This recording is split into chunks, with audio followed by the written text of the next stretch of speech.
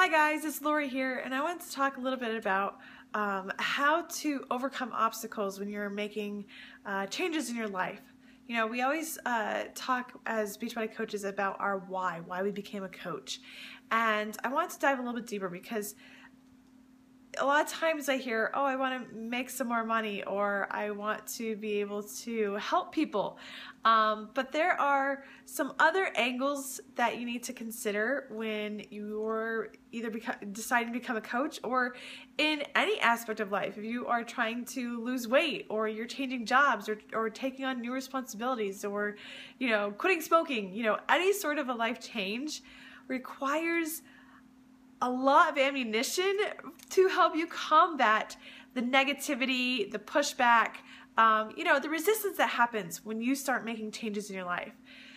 We talk a lot about why we've become a Beachbody coach and making sure that it's not just general, I want to help people, because honestly, what we do is awesome, but it's not easy. It's not always amazing and, rainbows and butterflies all the time. Like, as coaches, we are trying to reach our fitness goals. We're not there yet. We're not walking around with six-pack abs. Some are. Some people are pregnant, like myself.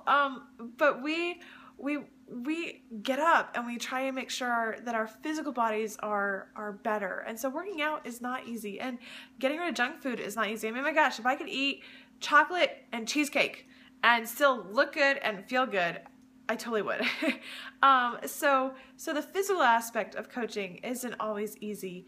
Also, working with people isn't always easy because you're talking to people and there's a lot of excuses for why they're stuck where they are, and it's kind of like hair-pulling frustrating because you can see the benefits and you can see this awesome, amazing future right in front of them, and all you want to do is like reach out and shake them to the computer and go, oh my gosh, do you realize how close you are? Don't quit, And so there are moments of that frustration that you have.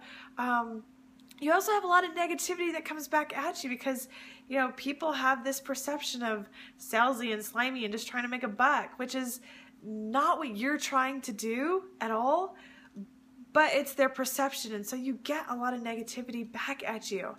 And so you might be saying, well, why would you want to become a Beachbody coach? Well, the other angles are what it is we do.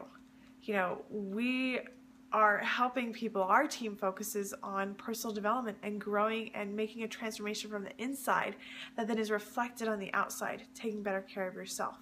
So you need to not only have why you're doing what you're doing, but what it is you're doing.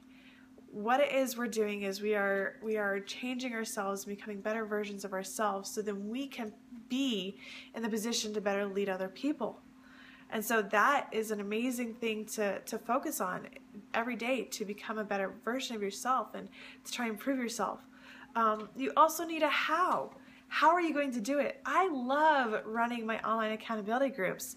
I mean, I was running them before I became a Beachbody coach. And then when I found out that I had tools to provide people, that we weren't just like fumbling through workouts ourselves or trying to figure out nutrition by ourselves, but we actually had nutritionists and programs that work, I jumped on board becoming a coach so that I could actually have tools that work. But I was running challenge groups and online accountability groups long before I became a coach. And I'm going to run them forever. I mean, we joke, but I'm like, the strong senior, online accountability group, like well past my 50s, I'm going to be doing these. And I love the how I'm helping people get fit and healthy financially and physically. And then it also comes down to who you're doing it for. And I love hearing my team talk about this aspect of their lives, because a lot of times, when we try and do it for ourselves, it feels very selfish.